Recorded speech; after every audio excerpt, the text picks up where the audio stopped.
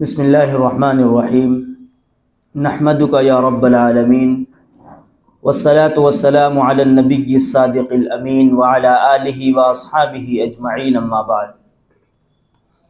अऊज़ु बिल्लाहि मिनश शैतानिर रजीम बिस्मिल्लाहिर्रहमानिर्रहीम आमनर रसूलु बिमा उन्ज़िला इलैहि मिर रब्बिहि वल मुअमिनून कुल्लुन आमना बिल्लाहि व मलाइकतिहि व कुतुबिहि व रुसुलिहि ला नुफ़र्रिक़ु बैना अहदिम मिर रुसुलिहि व क़ालू समिअना व अतअना गुफ़रानक रब्बना व इलैकल मसीर। सदक़ल्लाहुल अज़ीम।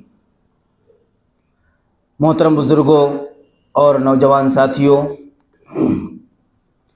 मैं आप हज़रात के सामने ये मौलाना मौदूदी रहमतुल्लाहि अलैहि की मशहूर किताब दीनियात है, उसके दो अबवाब का ख़ुलासा आपके सामने पेश करूँगा। बाब चहर्रुम जो ईमानियात से मुताल्लिक़ है और बाब पंजुम वो इबादात से मुताल्लिक़ है। तो बाब चहर्रुम जो ईमानियात से मुताल्लिक़ है, ईमान के माने दरअसल होते हैं महफूज हो जाना, यानी अगर हम ईमान कबूल कर लेते हैं कुछ चीज़ों पर तो फिर हम दुनिया की दीगर चीज़ों से हम महफूज हो जाएंगे, दीगर माबूदान बातिल की हम इबादत से और उन पर अकायद से उनसे हम महफूज हो जाएंगे। तो हम सब अल्हम्दुलिल्लाह मोमिन हैं, मुसलमान हैं। तो अब ये चीज़ हमारे सामने आती है कि बहैसियत मुसलमान या बहैसियत मोमिन वो कौन सी चीज़ें हैं जिन पर हम सबको ईमान रखना चाहिए, हमारे अक़ीदा क्या होना चाहिए। चूँकि अक़ीदे के माने होते हैं गिरह के, यानी किसी चीज़ के अंदर अगर गिरह लगा दिया जाए तो बहुत मजबूत चीज़ हो जाती, वो खोले से नहीं खुलती। और यही एक चीज़ है जो इंसान को सब कुछ कर गुजरने के लिए जो अक़ीदा होता है वो बहुत आगे तक लेके चले जाता है। तो बहरहाल जो ईमान से मुताल्लिक़ है, तो मौलाना मोहतरम ने इसके अंदर ईमान मुफस्सल की तफसील बयान की है।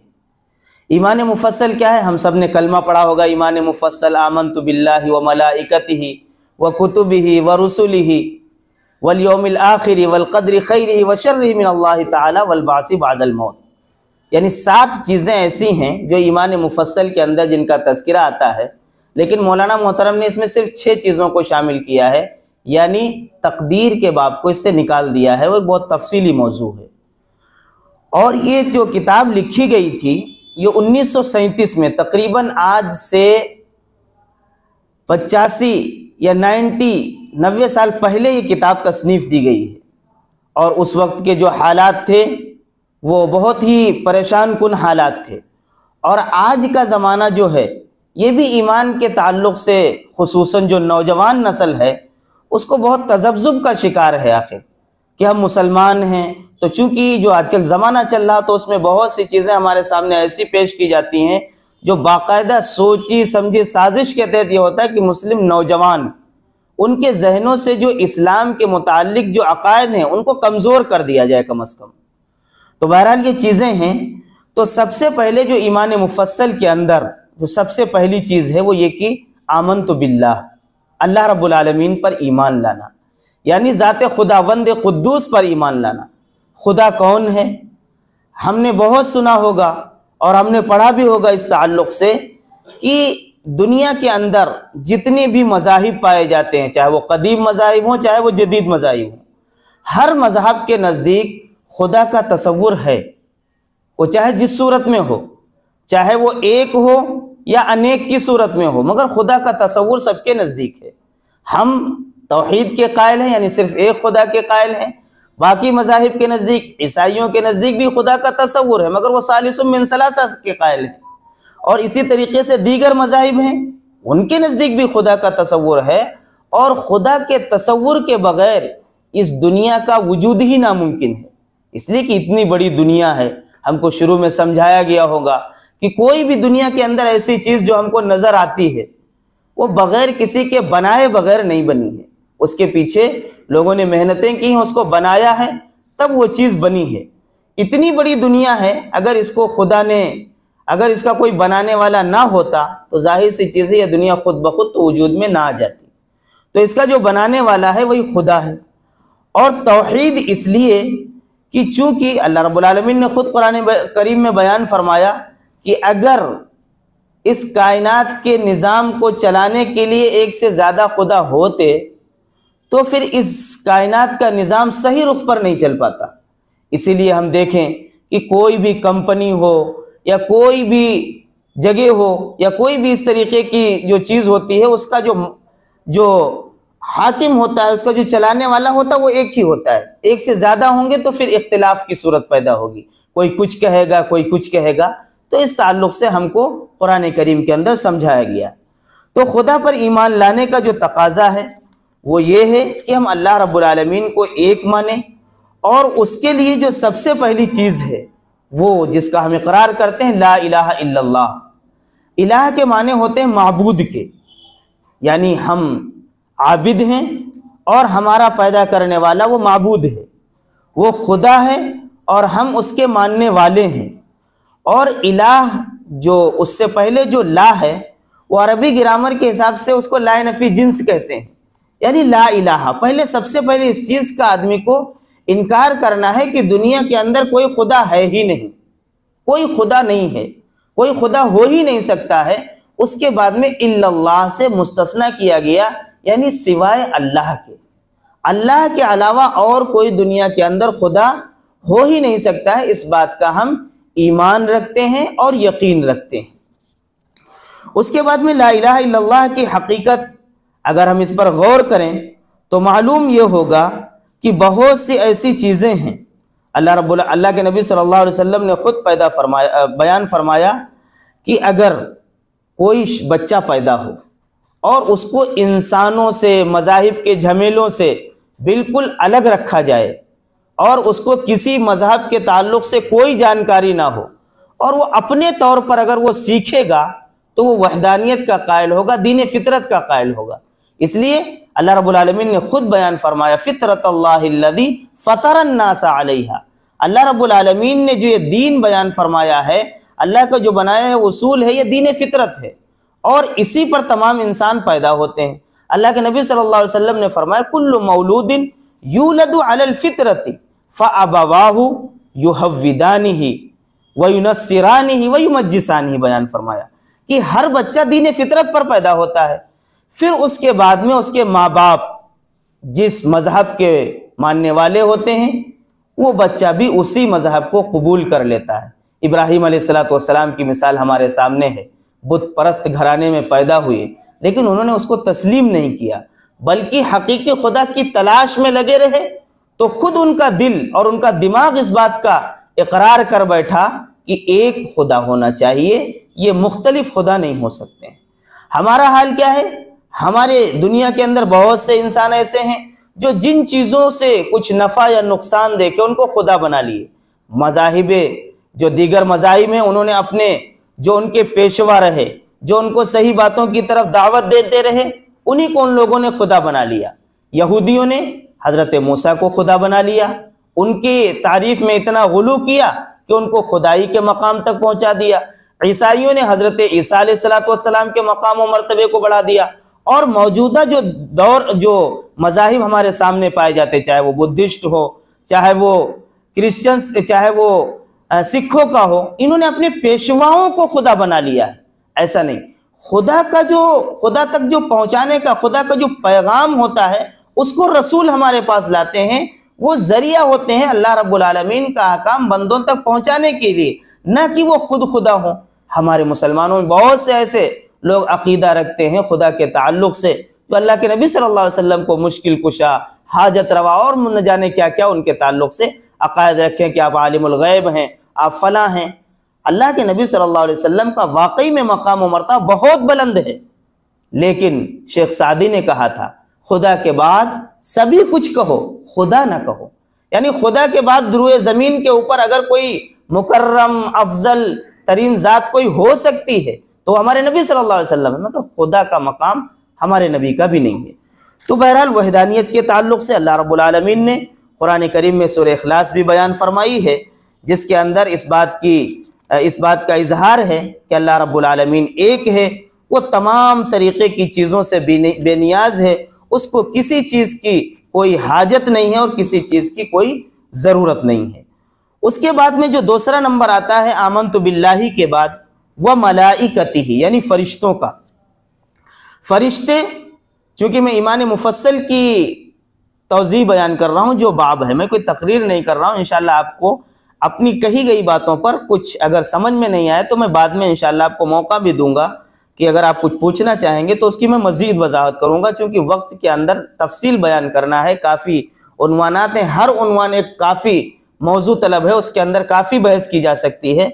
मैं बहुत मुख्तसर करते हुए, तो फरिश्तों का जो खुदा के फरिश्ते हैं, चूँकि फरिश्तों को अल्लाह रब्बुल आलमीन ने एक मखलूक है अल्लाह की, और जिस तरीके से अल्लाह रब्बुल आलमीन ने इंसानों को बनाया है इसी तरीके से फरिश्तों को पैदा किया है। और फरिश्तों की जो तख्लीक है वो नूर से है, यानी वो हमको दिखाई नहीं देते, हम इसका इनकार नहीं कर सकते, इसलिए कि कायनात के अंदर बहुत सी चीज़ें हैं जो हमें दिखाई नहीं देती हैं लेकिन हम उनको मानते हैं। मिसाल के तौर पर हवा है, हमको दिखाई नहीं देती है, हाँ हवा लगती है जिस्म को, हवा दरख्तों को लगती है तो दरख्त के पत्ते हिलते हैं या और दीगर चीज़ें हिलती हैं, मगर हवा जो है वो गैर मरई शे है, यानी दिखने वाली चीज़ नहीं।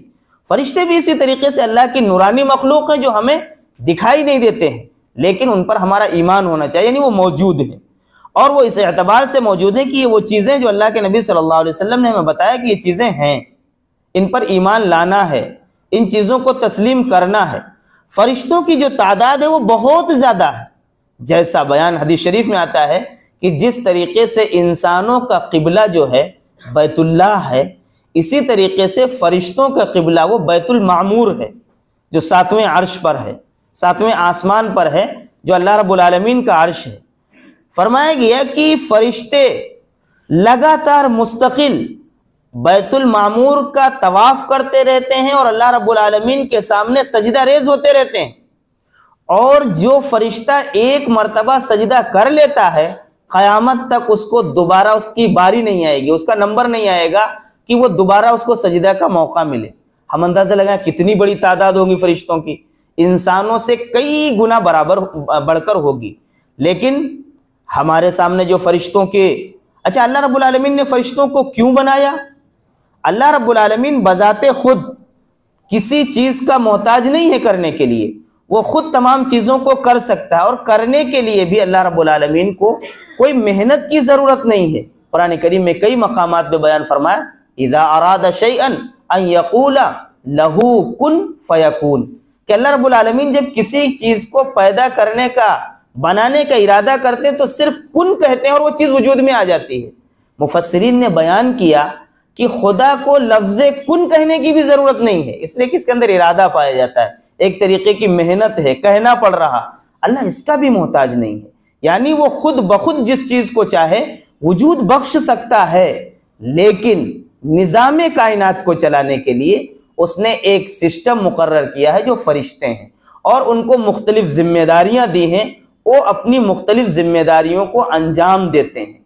फरिश्तों की इतनी बड़ी तादाद है कि अल्लाह रब्बुल आलमीन ने बयान फरमाया कि हर शख्स के साथ किरामन कातिबीन लगे रहते हैं, जो बंदों के नाम आमाल को, जो उसके आमाल जो करता है उनको लिखते रहते हैं, अच्छी और बुरी चीज़ों को वो नोट करते रहते हैं। इसी तरीके से कुरान करीम में आया व अलैकुम हफ़ज़ा का लफ्ज़ आया है, यानी अल्लाह रब्बुल आलमीन ने हर इंसान के साथ हिफाजत करने वाले फरिश्ते भी मुकर्रर फरमाए हैं कि जो बंदे की हिफाजत करते रहते हैं। हम लोग आते जाते हैं ना, कहीं पे जा रहे होते और पता चलता हमारे बाजू से कोई गाड़ी निकल के चली गई, बाल बच गए, जर्रा बराबर बच गए, वो बच हम नहीं गए, बल्कि अल्लाह रब्बुल आलमीन ने हमारे नफ़ा और नुकसान, हमारी मौत और ज़िंदगी लिख दी है। जब तक कि वो चीज़ नहीं होगी उस वक्त तक के अगर हम सांप को भी हाथ में पकड़ लेंगे तो हमें नहीं काट सकता है। वो फरिश्ते हमारी हिफाजत कर रहे हैं, वो ड्यूटी हमारी जो हमारी वो उनको जो ड्यूटी दी गई हमारी हिफाजत की उसको अंजाम दे रहे हैं। बहरहाल फरिश्तों की तादाद बहुत ज़्यादा है, लेकिन जो मशहूर फरिश्ते हैं, जो बड़े हैं, वो 4 हैं। हज़रत जिब्राईल अलैहिस्सलाम, हज़रत मीकाईल अलैहिस्सलाम, हज़रत इज़राइल और हज़रत इसराफील अलैहिमुस्सलाम। ये 4 फरिश्ते हैं। इनके काम क्या थे? हज़रत जिब्राईल अलैहिस्सलाम का जो काम था वो ये था कि पैगंबरों के पास अल्लाह का पैगाम लाते थे। अल्लाह रब्बुल आलमीन चाहता तो खुद किसी नबी से डायरेक्ट हम कलामी करता, और उसने जो तरीक़ा इख्तियार किया वो फरिश्तों के ज़रिए से, कि फरिश्ते अल्लाह रब्बुल आलमीन का अहकाम लेकर के आते और वो अच्छी तरीके से नबी को पढ़ा देते, सिखा देते, याद करा देते और हर तरीके से समझा देते। उसके बाद में वो पैगाम नबी बंदों को सुनाता और उन तक पहुंचाता था। तो हजरत जिब्राइल अलैहिस्सलाम का ये काम था। लेकिन अब चूंकि पैगंबर अब नहीं है, ना कोई आने वाले हैं, लिहाजा ऐसा नहीं कि हजरत जिब्राइल अलैहिस्सलाम का काम खत्म हो गया। वो तमाम फरिश्तों के चीफ कमांडर हैं, वो सबके सरबराह हैं। हदीस शरीफ में आता है कि लैलतुल क़द्र के अंदर हजरत जिब्राइल अलैहिस्सलाम नाजिल होते हैं। तो उनका एक काम है जो पैगंबरों के पास पैगाम पहुंचाना था, लेकिन और उनके दीगर काम हैं जो अपने कामों को अंजाम दे रहे हैं। दूसरे हैं हजरत मीकाईल अलैहिस्सलाम, जिनकी जिम्मेदारी है बारिश बरसाना और लोगों को रोजी फराहम करना। यह अल्लाह रब्बुल आलमीन से मंजूर होता है, जिसकी जो रोजी होती है उसको उस हिसाब से वो काम करते रहते हैं। हजरत इसराफील अलैहिस्सलाम का काम है कि वो सूर लिए खड़े हुए हैं, जो क़यामत में जैसे अल्लाह का हुक्म होगा फौरन उसको फूकेंगे सूर को, और दुनिया जो है तबाह बर्बाद हो जाएगी, पूरी दुनिया फना हो जाएगी। हजरत इज़राइल अलैहिस्सलाम का जो काम है वो लोगों की जान निकालना है। हाँ, अब मैं ये बता दूं कि जिसे हम में से बहुत लोग सोचते होंगे कि फरिश्ते एक हजरत इज़राइल अलैहिस्सलाम हैं और बैक वक्त दुनिया में कई लोगों की एक वक्त जान निकाली जाती है। प्लेन क्रैश हो जाए तो पूरे लोग एक साथ में मर जाते हैं ना, तो फिर एक साथ कैसे निकालते हैं? ये मैं वाज़ेह कर दूं कि हजरत जिब्राइल अलैहिस्सलाम जो मलकुल मौत हैं, यानी जो रूह निकालने वाले जो फरिश्ते हैं वो बहुत हैं, उनकी वो सरबराही करते हैं। सिर्फ अकेले वो एक फरिश्ते नहीं जो इनकी भी एक वक्त रूह निकालें और किसी की भी निकालें। तो एक तौजीह तो इसकी ये हो सकती है। दूसरी ये भी है कि चूंकि वो फरिश्ते हैं, नूर से पैदा किए गए हैं, लिहाजा उनके लिए कोई मुश्किल नहीं है कि बैक वक्त एक आदमी की रूह हिंदुस्तान में निकालें और उसके उसी वक्त में फौरन वो दुनिया के किसी दूसरे हिस्से में जाकर के इसकी रूह निकाल लें। तो फरिश्तों के ताल्लुक से हमारा जो अकीदा होना चाहिए वो ये कि चूंकि जो यहूद थे और दीगर जो लोग थे वो फरिश्तों को अल्लाह की बेटियां कहा करते थे। अल्लाह रब्बुल आलमीन ने उसकी तौज़ीह बयान की है कुरान करीम के अंदर। बहुत बुरी मिसाल ये लोग देते हैं, खुद अपने लिए तो बेटा पसंद करते हैं मगर फरिश्तों को अल्लाह की बेटी कहते हैं। तो इस तरीके का इल्ज़ाम जो लगा रहे हैं दुरुस्त नहीं। बहरहाल हम सबको चाहिए कि अल्लाह रब्बुल आलमीन ने जितने फरिश्ते बनाए हैं उनकी तादाद हमें मालूम नहीं है, लेकिन उन तमाम पर ईमान लाना हम सब के लिए ज़रूरी है। उसके बाद में जो तीसरी चीज़ आती है वो खुदा की किताबों पर ईमान लाना। आमन्तु बिल्लाहि व मलाइकतिही व कुतुबिही। किताबें अल्लाह रब्बुल आलमीन की कौन सी हैं? कुरान करीम में बयान किया गया सुहुफ़ इब्राहीम व मूसा। सहीफ़ा कहते हैं छोटे रिसाले को, पंफलेट को, जो मुख्तसर हो, जिसके अंदर पूरी चीज़ें बयान न की गई हों। अल्लाह रब्बुल आलमीन ने मूसा अलैहिस्सलाम को भी सुहुफ़ अता फरमाए और इब्राहीम अलैहिस्सलाम को भी सुहुफ़ अता किए। इसके अलावा में जिन किताबों का तज़किरा कुरान करीम के अंदर मिलता है वो 4 किताबें हैं जो बड़ी हैं। तौरात हज़रत मूसा अलैहिस्सलाम पर नाजिल हुई, ज़बूर हज़रत दाऊद अलैहिस्सलाम पर नाजिल हुई, और इंजील हज़रत ईसा अलैहिस्सलाम पर नाजिल हुई, और आखिरी किताब हमारे नबी हज़रत मोहम्मद सल्लल्लाहु अलैहि वसल्लम पर यानी कुरान मजीद नाजिल हुई है। तो जिनकी तादाद हमारे सामने आती है वो एक ही बड़ी किताबें 4 हैं। इसके अलावा में कुछ सुहुफ़ मूसा हैं और कुछ सुहुफ़ इब्राहीम हैं। ये किताबें जो हैं इनके अलावा में, और चूँकि यही हमारे पास देखिए कुरान करीम के अंदर, मैं भी अम्बिया के हालात में बयान करूँगा कि अबू दाऊद की रिवायत के मुताबिक अम्बिया जो हैं तकरीबन 1,24,000 हैं, लेकिन हमारे सामने जो कुरान और अहादीस के ज़रिए से जिन अम्बिया के नाम आते हैं वो सिर्फ 24 और 25 के आते हैं। लिहाजा उनके हालात ही बयान किए गए हैं।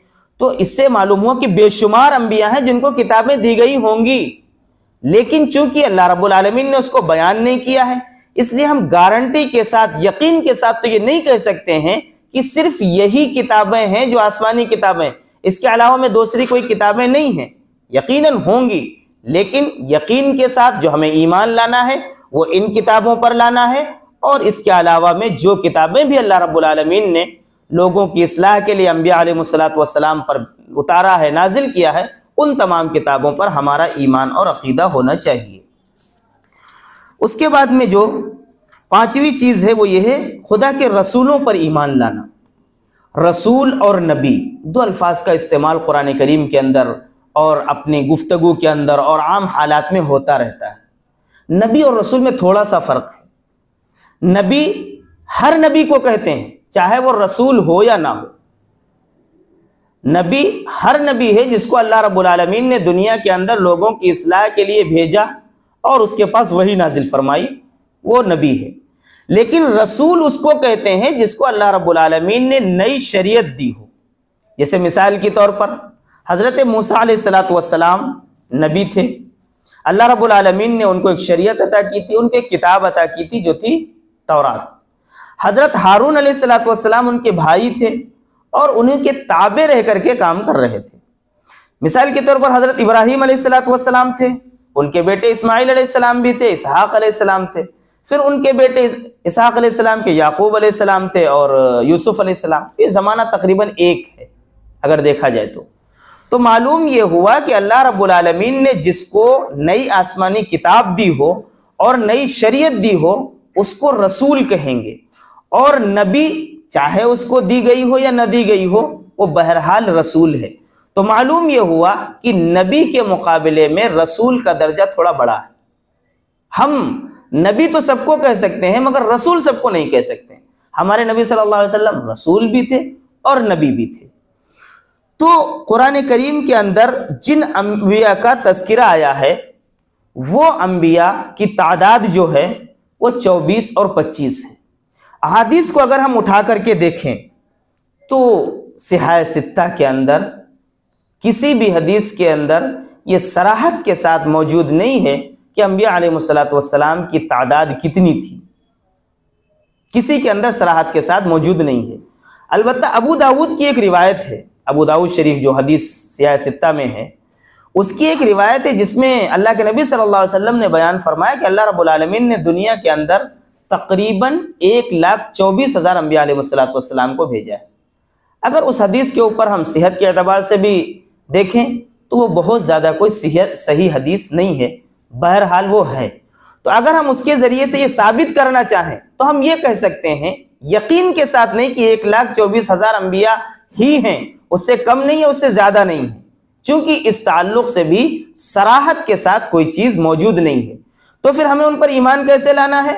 इस एतबार से लाना है कि जितने भी अंबिया अलैहिमुस्सलातु वस्सलाम को अल्लाह रब्बुल आलमीन ने दुनिया में भेजा है, हम उन तमाम पैगम्बरान खुदा पर ईमान लाते हैं, यकीन लाते हैं। आमन रसूल बिमा उन्ज़िला इलैहि मिर रब्बिह वल मुमिनून कुल्लुन आमना बिल्लाहि व मलाइकतिहि व कुतुबिहि व रुसुलिहि ला नुफर्रिकु बैना अहदिन। बयान फरमाया अल्लाह रब्बुल आलमीन ने कि हम तमाम रसूलों पर ईमान लाते हैं, हम उनके दरमियान कोई तफरीक नहीं करते। तफरीक का मतलब ये है कि किसी को नबी मानना और किसी को नहीं मानना। हम ये नहीं कह सकते कि मूसा अलैहिस्सलातु वस्सलाम नबी थे और हारून अलैहिस्सलाम नबी नहीं थे, हम इसमें तफरीक नहीं करेंगे। अलबत्ता फ़र्क़ मरातिब हर चीज़ में हुए। सहाबा किराम में भी कोई किसी का मकाम मर्तबा बड़ा है तो किसी का कम है। पैगम्बर में भी चूँकि अल्लाह रब्बुल आलमीन ने खुद बयान फरमाया तिल्कर रुसुलु फज़्ज़लना बाज़हुम अला बाज़, कि ये पैगम्बर इनमें से हमने बाज़ को बाज़ पर फ़ौक़ियत अता की, फजीलत अता की। तो फजीलत की बुनियाद पर तो सबको है। हमारे नबी सल्लल्लाहु अलैहि वसल्लम सैयदुल अंबिया है, आपका मकाम मर्तबा तमाम अंबिया पर है, तो फ़ज़ाइल के एतबार से तो है। लेकिन हम जो तफरीक नहीं करेंगे वो इस बुनियाद पर नहीं करेंगे कि जो है तो कुछ किसी को नबी मानना या किसी को नहीं मानना, ऐसा हमारे दरमियान नहीं होना चाहिए। जितने भी अल्लाह रब्बुल आलमीन ने अंबिया भेजे हम उन तमाम पर ईमान रखते हैं। वो तमाम के तमाम अंबिया अल्लाह रब्बुल आलमीन के फरिश्तादे थे और बरहक थे। अब ये चीज़ जैसे बाज़ दफ़ा बाज़ लोगों की तरफ से ये चीज़ें आती रहती हैं, हम ऐसे मुल्क के अंदर रह रहे हैं कि दीगर मज़ाहिब को ये कहा जाता है कि ये नबी थे या नहीं थे। तो एक बात याद रखिए, हमारा जो ईमान है वो 3 चीज़ों पर है। इन 3 चीज़ों में से किसी एक को भी हम छोड़ देंगे तो हम कामिल मोमिन नहीं हो सकते। एक चीज़ ये है तौहीद, यानी अल्लाह रब्बुल आलमीन को एक मानना। दूसरे है रिसालत। रिसालत का मतलब ये कि अल्लाह के नबी सल्लल्लाहु अलैहि वसल्लम को नबी आखिरुज़्ज़मा मानना, आखिरी नबी हैं आप। क्यों? मा काना मुहम्मदुन अबा अहदिम मिर रिजालिकुम वलाकिन रसूलुल्लाह व खातमुन नबिय्यीन। अल्लाह के नबी सल्लल्लाहु अलैहि वसल्लम खातमुन नबिय्यीन है। तो अब बात यह आती है कि अगर कोई ऐसा है जो अपनी कौम का मुस्लिह रहा हो और उसकी एक तारीख हो, तो हम उसको ये देखें कि इसका ज़माना हमारे नबी सल्लल्लाहु अलैहि वसल्लम से बाद का है या पहले का है। अगर ये मालूम हो जाए कि नहीं हमारे नबी सल्लल्लाहु अलैहि वसल्लम के ज़माने से बाद के ये हैं, तो हमको उनको मुस्लिह कौम तो मान सकते हैं, मगर नबी नहीं मान सकते किसी भी तरीके से। यानी उनका हम इनकार कर दें कि ये नबी नहीं है। क्यों? इसलिए कि हमारे नबी सल्लल्लाहु अलैहि वसल्लम खातमुन नबीयीन हैं। अभी देखिए बहुत से ऐसे लोग हैं, कादियानियों का, शकील बिन हनीफ का और मुख्तलिफ जो ये चीज़ें चल रही हैं, सब नबूवत का दावा कर रहे हैं, या दीगर मज़ाहिब के जो पेशवा हैं। हम अगर देखेंगे कि इनका ज़माना हमारे नबी के ज़माने के बाद है, तो हम यकीन के साथ उसका इनकार करेंगे, उसकी तकज़ीब करेंगे कि ये नबी नहीं हो सकते हैं, इसलिए कि खातमुन नबीयीन तो हमारे नबी हैं। हाँ, अगर ये मालूम हो तारीख़ी रिवायत से कि इनका ज़माना हमारे ज़माने से, हमारे नबी के ज़माने से पहले का है, लेकिन उसका तज़किरा कुरान और हदीस में अंबिया की फहरिस्त में नहीं आया है, तो हम ये नहीं इकरार उसका नहीं करेंगे कि ये नबी थे बोल के नहीं कहेंगे, लेकिन ये कह सकते हो सकता है वो नबी हो। एक सीरत की किताब है मशहूर, मौलाना मुनाज़िर हसन गिलानी ने ज़ुल्किफ्ल के हालात को बुद्धिस्ट या और कोई इसी तरीके से हैं उनके से मुशाबे करार दिया है। यानी कुरान करीम के अंदर जो उनके हालात बयान किए गए जो तारीख़ एतबार से, तो फरमाया जो ज़ुल्किफ्ल जो पैगंबर थे जिनका तज़किरा कुरान में करीम में मौजूद है, फरमाया कि इनके हालात वही तो ये हो सकते हैं। तो बहरहाल हमारा ईमान और अक़ीदा जो होना है पैगंबरों के ताल्लुक़ से वो ये कि अल्लाह रब्बुल आलमीन ने जितने पैगंबर भेजे हैं, हम बिला तफरीक़ उन तमाम को अल्लाह रब्बुल आलमीन का फ़रिश्तादा मानते हैं और वो तमाम नबी बरहक थे। उसके बाद में है अक़ीदे आखिरत। आखिरत के माने इस दुनिया को जो है वो दुनिया कहा जाता है और उखरवी ज़िंदगी कहा जाता है। आखिरत यानी ये पहले है और वो बाद में है, ये ऊला है और वो आखिरत है, ये पहले है वो बाद में है, इसीलिए उसको कहा जाता है आखिरत। आखिरत के ताल्लुक़ से कुरान करीम का असल मौजू है कि कुरान करीम के अंदर बेशुमार आयत, अल्लाह के नबी सल्लल्लाहु अलैहि वसल्लम की ज़िंदगी को अगर देखा जाए, आपकी सीरत को देखा जाए और कुरान करीम के नुज़ूल को देखा जाए, तो आप सल्लल्लाहु अलैहि वसल्लम की जो मक्की दौर के अंदर जो सूरतें नाजिल हुई, जो अहकाम नाजिल हुए, उसके अंदर सिर्फ इन तीन चीज़ों पर, अल्लाह की वहदानियत पर और आखिरत पर और अल्लाह के नबी सल्लल्लाहु अलैहि वसल्लम की नबूवत पर, इन्हीं पर बहुत जोर दिया गया। उनमें से भी ख़ास तौर से आखिरत पर। आखिरत का इनकार वो लोग करते थे। आज अगर हम देखें तो इस दुनिया के अंदर तीन किस्म के लोग मौजूद हैं जो आखिरत को, जो मरने की बाद की ज़िंदगी को अपने अपने ताल्लुक़ से लेते हैं। बाज़ लोग ऐसे हैं जो मरने की बाद की ज़िंदगी का एकदम से इनकार कर देते हैं। जैसे वो कहते हैं कि इंसान मर जाता है और उसके बाद में मिट्टी में मिल जाता है, उसकी ज़िंदगी ख़त्म हो जाती है और उसके बाद वो कुछ भी नहीं है, ऐसा कहते हैं। साइंसदानों का भी तकरीबन यही हाल है, वो भी इंसानी ज़िंदगी के ताल्लुक़ से इसी तरीके का कुछ ख्याल पेश करते हैं। दूसरा ऐसा है कि जो ये कहते हैं कि इंसान जो दुनिया के अंदर आता है उसका दोबारा जन्म होता है। यानी अगर इस दुनिया के अंदर अभी जो लोग हैं, अगर उन्होंने अच्छा किया है तो वो इंसान बनाकर दुनिया के अंदर भेजे जाते हैं, अगर उनके अमाल बुरे हैं तो जानवर या दीगर मखलूक की शक्ल में दुनिया भेजे जाते हैं। इस तरीके से वो बार बार आते जाते रहते हैं, ऐसा अकीदा है लोगों का। तो अगर हम गौर करें तो उनसे अगर हम ये पूछें कि भाई आप ये बताइए कि पहले कौन था, इंसान था या क्या था, अगर वो ऐसा अकीदा, अगर अभी हम इंसान हैं तो इससे पहले क्या थे, ठीक है, फिर उससे पहले क्या थे, तो पता चलेगा कि ये अकीदा बेकार है। ये कैसे कह सकते हैं भाई बुनियाद पहले क्या इंसानों की है ना, तो पहले इंसान आया है, हम उसके बाद में, तो इसको हम किसी भी तरीके से अगर समझना चाहे तो समझ में बात नहीं आती। कुरान और अल्लाह के नबी सल्लल्लाहु अलैहि वसल्लम ने जो आखिरत के ताल्लुक़ से जो अकीदा पेश किया वो ये पेश किया है कि इंसान मरता है और उसके बाद में उसकी जो ज़िंदगी है वो ज़िंदगी को अल्लाह रब्बुल आलमीन उसको दोबारा ज़िंदा करता है और उसके बाद में वहाँ के जो तमाम हालात हैं उन चीज़ों को पेश करता है। आदमी इसका इनकार इसलिए नहीं कर सकता है कि अगर कोई शख्स ये कि मरने बाद कैसे ज़िंदा होगा, किसी ने देखा नहीं, कुछ हालात मालूम नहीं है, तो जाहिर सी चीज़ है कि अगर कोई शख्स, मैंने अभी मिसाल दी थी हवा की, हवा को अगर कोई शख्स ना देखे तो इनकार कर सकता है कि हवा नहीं। अगर कोई आदमी ऐसा है जिसने हाथी को कभी नहीं देखा हो तो क्या वो इनकार कर सकता है कि हाथी नहीं है? हाँ, देखा नहीं है मगर हाथी का वजूद तो है। अगर किसी शख्स ने प्लेन को नहीं देखा या प्लेन में नहीं बैठा तो वो इस बात का इनकार नहीं कर सकता कि प्लेन दुनिया में नहीं है। अगर नहीं देखना, इस बात की दलील नहीं है कि वो चीज़ दुनिया में नहीं है। आखिरत के हालात भी हमने नहीं देखा, हमको उस ताल्लुक से मालूमात नहीं है कि क्या होगा, इसलिए कि अल्लाह रब्बुल इन चीज़ों का ताल्लुक गैब से है। जितनी भी चीज़ें बयान की गई हैं, इसीलिए कि देखिए अल्लाह गैब में है, अल्लाह को हम में से किसी ने नहीं देखा। फरिश्ते गैब में हैं, किसने देखा फरिश्तों को?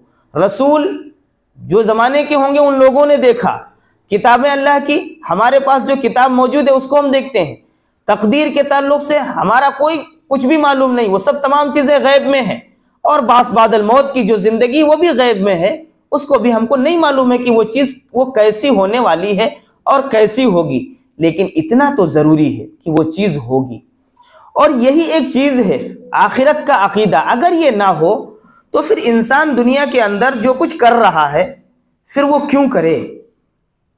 हम दुनिया में कोई काम करते हैं तो अगर आपसे कोई काम कहा जाए कि आप ऐसा करो, तो जहन में फौरन चीज़ आती है इससे हमारा क्या फ़ायदा? अगर किसी चीज़ से आपको रोका जाए तो उसको समझ में आता है कि वैसे हमको क्या, हमारा क्या नुकसान है, हम क्यों रुकें, हम क्यों ये काम करें? कोई भी आदमी काम करता तो फौरन उसके जहन में ये चीज़ आती है कि आखिर इसका हमें फ़ायदा क्या है, मिलेगा, इससे हमें क्या हासिल होगा, और अगर रोका जाए तो क्या नुकसान होगा। अगर दुनिया के अंदर हमारे जो आमाल का दारोमदार है, जो कुछ हम काम कर रहे हैं, अगर आखिरत के अंदर इसके सिला और इसका अज्र मिलने की उम्मीद ना हो तो फिर इंसान क्यों नेकियां करे? क्या जरूरत है उसको 12-12, 13-13 घंटा रोजा रखे?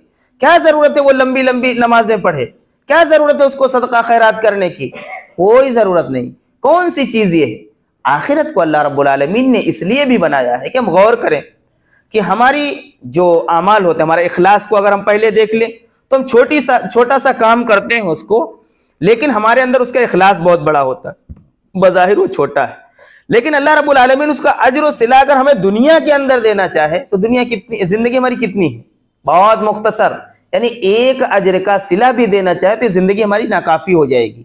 इसी तरीके से जुल्म व ज़्यादती को हम देख लें, हम किसी पर जुल्म करें और फिर अगर देखें कि अल्लाह रब्बुल आलमीन उसकी सजा हमको दुनिया में देना चाहे, अगर हमने किसी के दिल को दुखाया है तो ये जिंदगी हमारी नाकाफी हो जाएगी। अल्लाह रब्बुल आलमीन ने दुनिया को इसलिए नहीं बनाया, अल्लाह ने आखिरत बनाया है कि दुनिया के अंदर तुम कर लो जो कुछ करना है, इसका हम तफसील के साथ जितना होगा हम इत्मीनान से, क्योंकि वो आखिरत की जो जिंदगी है वो लामहदूद है, कभी खत्म होने वाली नहीं है। एक नमाज के ताल्लुक से आता है कि तकरीबन 84 बरस एक नमाज छोड़ने की वजह से उसको जहन्नम में जलना पड़ेगा। हम देखें हमारी 84 बरस उम्र ही नहीं होती और नमाजें कितनी छोड़ देते हैं। तो सजा का भी यही हाल है और जजा का भी यही हाल है कि अल्लाह रब्बुल आलमीन आखिरत में हमें तफसील के साथ देगा। अगर हम इसका इनकार करें तो फिर दुनिया के अंदर जुल्म ज़्यादती और दूसरे के ताल्लुक से जो जज्बा होना चाहिए, इसार व कुर्बानी का, एक दूसरे से जो हमदर्दी और गमखारी होनी चाहिए, ये तमाम चीज़ें ख़त्म हो जाएंगी और इंसान को फिर रोकने वाली कोई चीज़ मौजूद नहीं होगी जिसको किसी चीज़ की बुनियाद पर उसको डराया जाए या उसको किसी चीज़ के जरिए उसको उबारा जाए। तो ये आखिरत ही है जिसके ज़रिए से इंसान को रोका जा सकता है कि मियाँ अगर गलत करोगे तो जहन्नम में जाओगे, अगर अच्छा करोगे तो जन्नत मिलेगी। इसी खुशी में हमारे आमाल गुजर रहे हैं। तो बहरहाल मैंने मुख्तसरन ये ईमानियात के मुताल्लिक़ चंद बातें बयान की हैं। उसके बाद में हमारा जो दूसरा मौजू है वो है इबादत के ताल्लुक़ से। इबादत के माने होते हैं तक़र्रुब हासिल करना, यानी जो चीज़ें बयान की गई हैं अभी ईमानियात के अंदर, अल्लाह को अहकमुल हाकिमीन मानना, उसको एक मानना, फरिश्तों को हाजिर व नाजिर मानना कि वो हमारे आमाल को लिख रहे हैं, इसी तरीके से रसूलों को बरहक माना है, यानी जो उन्होंने हमें चीज़ दी है वो बरहक है, वो सही है। इबादत के अंदर इनको बरत कर दिखाना है, यानी हमने सिर्फ जुबान के जरिए इकरार नहीं कर लिया कि अल्लाह एक है, ला इलाहा सबसे बड़ा वही है, अहकमुल हाकिमीन वही है, मालिकुल मुल्क वही है। अगर हमने इस बात के इकरार किया है तो इबादत के जरिए हम उसको करके दिखाएं। और इबादत के अंदर सबसे पहली चीज आती है नमाज। नमाज के अंदर क्या है? अगर हम देखें तो नमाज के अंदर क्या है? वही उलूहियत का जो है तो मतलब प्रैक्टिकल है कि हमने अल्लाह को एक माना है। हम खड़े हुए सना पढ़ रहे हैं, सुब्हानक अल्लाहुम्मा व बिहम्दिका, अल्लाह तेरी ही जात पाक है, तेरी ही जात बुलंद है। सूरह फातिहा पढ़ते हैं, सूरत पढ़ते हैं, रुकू में झुक जाते हैं, सुबहान रब्बियल अजीम, तेरी ही जात बुलंद है। फिर उसके बाद में नाक और पेशानी रख देते हैं अल्लाह के कदमों के सामने।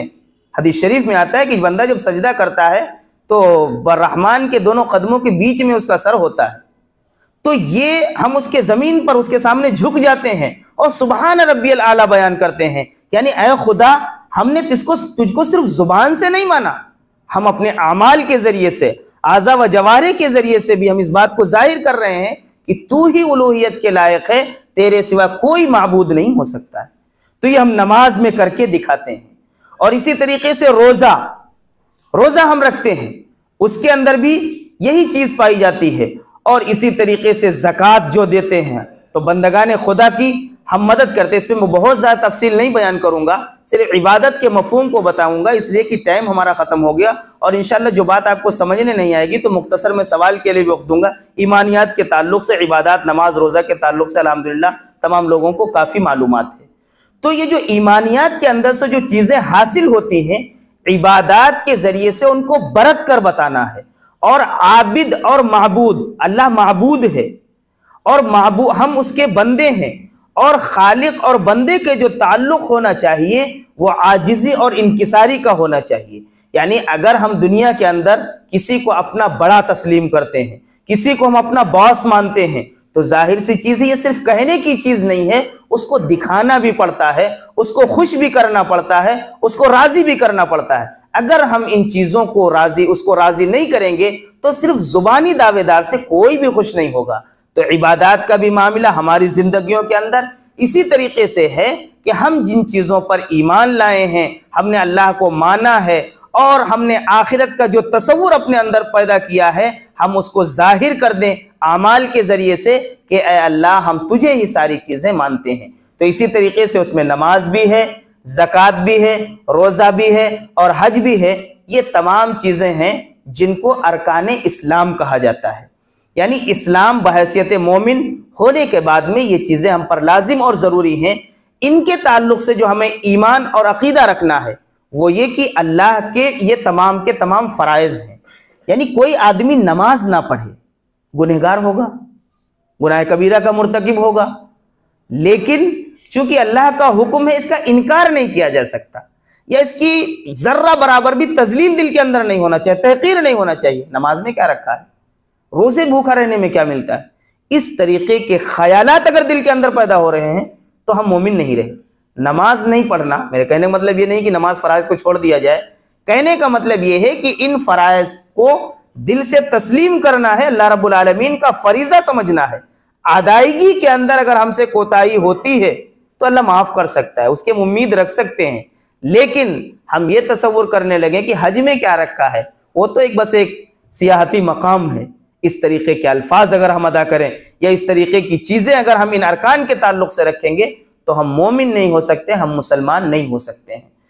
सबसे आखिरी चीज़ ये है कि हमारे नबी सल्लल्लाहु अलैहि वसल्लम नबी आखिरुज़्ज़मा है, आखिरी नबी हैं।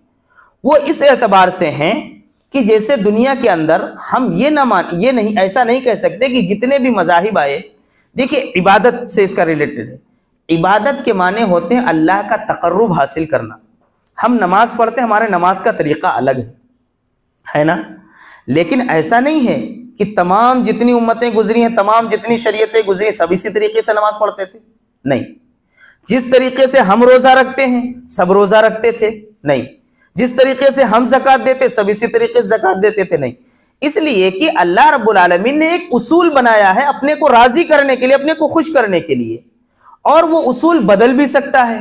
लेकिन इसका मतलब ये नहीं कि वो साबिका जो मज़ाहिब हैं या साबिका जो मज़ाहिब के अंदर जो चीज़ें थी वो बेकार थी। मैं मामूली सी मिसाल देता हूँ। मिसाल के तौर पर कुछ दिन पहले हमारे दरमियान 2000 की नोट चलती थी, उससे पहले 1000 और 500 की नोट चलती थी। वो ओरिजिनल थी, लोकल नहीं थी, और उसका एक वैल्यू थी। वो चली, लोकल नहीं थी, जो है तो उसकी वैल्यू थी, लेकिन हुकूमत ने उसको बंद कर दिया। जिसने जारी किया था, ऐसा समझिए, उसने उसको बंद कर दिया। उसकी जगह पर नया नोट 500 का आ गया है। अब वो नोट है ओरिजिनल मगर मनसूख है। वो अब खत्म हो गई, उसकी वैलिडिटी खत्म हो गई, उसका टाइम खत्म हो गया। तमाम अंबिया का भी यही हाल है।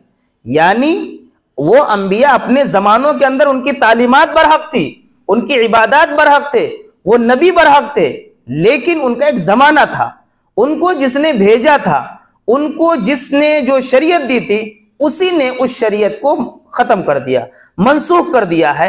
अब सबके लिए ये जरूरी है कि नबी आखिरुज़्ज़मा मोहम्मद अरबी सल्लल्लाहु अलैहि वसल्लम की तालीमात पर ईमान लाएं, आपको नबी आखिर माने और कुरान करीम पर ईमान व अकीदा रखें।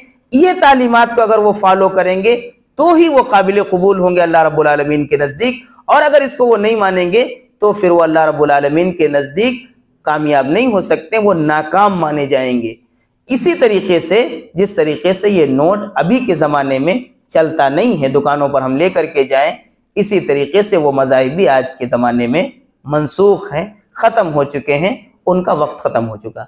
आसमानी किताबों के ताल्लुक से मैं मुख्तसरन जो बातें रह गई हैं वो ये कि आसमानी किताबें जितनी भी अल्लाह रब्बुल आलमीन ने नाजिल फरमाई हैं, इंजील आज हमारे ज़माने में अगर हम देखें तो बाइबल की शक्ल में मिल जाएगी, मगर अल्लाह रब्बुल आलमीन ने उन चीज़ों को जो नाजिल किया था और जो अंबिया अलैहिमुस्सलातु वस्सलाम ने उनकी तालीमात थी, उनको अल्लाह रब्बुल आलमीन ने अबदियत अता नहीं फरमाई। यानी उनको अल्लाह रब्बुल आलमीन क़यामत तक के बाकी रखना नहीं चाहता था, उनकी एक लिमिट थी, इसीलिए उनको एक वक्त तक ही महदूद रखा और उसके बाद में उनको ख़त्म कर दिया है। और उनकी हिफाजत की भी अल्लाह रब्बुल आलमीन ने जिम्मेदारी नहीं ली, इसलिए कि उनका काम नहीं है, अब उनका अब काम ही नहीं है। तौरात के अहकामात की फी ज़मानिना ज़रूरत नहीं है, हम उसकी तिलावत करके क्या हासिल करेंगे। तौरात वालों को के लिए भी ज़रूरी है कि वो कुरानी तालीमात पर अमल करेंगे। अल्लाह रब्बुल आलमीन ने कुरान करीम को क़यामत तक के बाकी रखा, इसलिए कि अभी आखिरी किताब है और अबदी किताब है, ये क़यामत तक बाकी रहेगी।